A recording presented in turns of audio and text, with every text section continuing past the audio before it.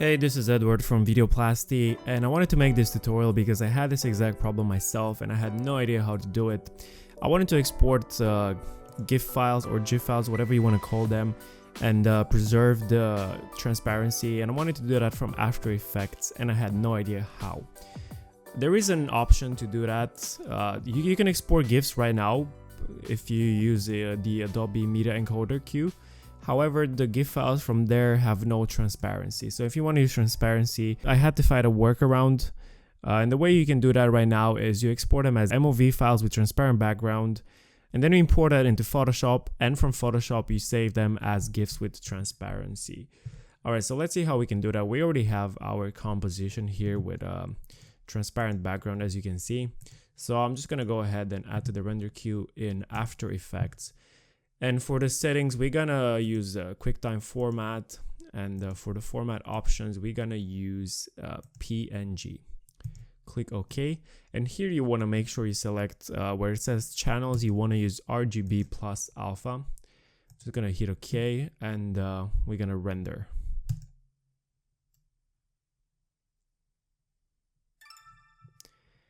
Alright, so next what you want to do is you want to get the file and import it into Photoshop. So I'm just going to drag and drop this here. And as you can see at the bottom, you have this new panel here with like the animation. As you can see, the background is transparent because we just imported the MOV. And to save this as a GIF from Photoshop, what you want to do is you go to File, Export, and Save for Web. The only issue with doing this in Photoshop is that it loads very, very slowly. Alright, so here on the Gif Settings panel, you want to leave pretty much all options as they are by default. You want to make sure you have the transparency on. And one other really important setting is the matte. And the reason why you want to take that into consideration is because GIF files are not very, the GIF format is not very advanced, and it was never meant to be used for like super advanced animations with like transparent background. So you have to keep in mind how you want to use the GIF files. For example, if you want to use it on a website with a white background, I recommend you select a white matte, or if you know the background color. Otherwise, just select none, which is probably the best in this case. I actually suggest you do 2 split tests so you can see exactly what I'm talking about. It's a bit of a difference between one with no matte and one with a white matte. But again, it just depends if you want flexibility to be able to use the GIF file on any background, or if you already know, I suggest you go directly with white because the quality of the edges is going to be better. Otherwise, the edges are going to be a bit rougher. You can see here how big the file size is going to be, like 5 megabytes, which is probably a bit too much. You can play around with the settings, like adjust the file size and also the colors. You can switch from 256 to 128 and so on. To be honest, for some GIFs, you're not even going to notice any difference in the colors. It's just going to look the same, but the file size is going to be significantly lower. Also, something else that's really important for the GIF animation is here on the bottom where it says looping options.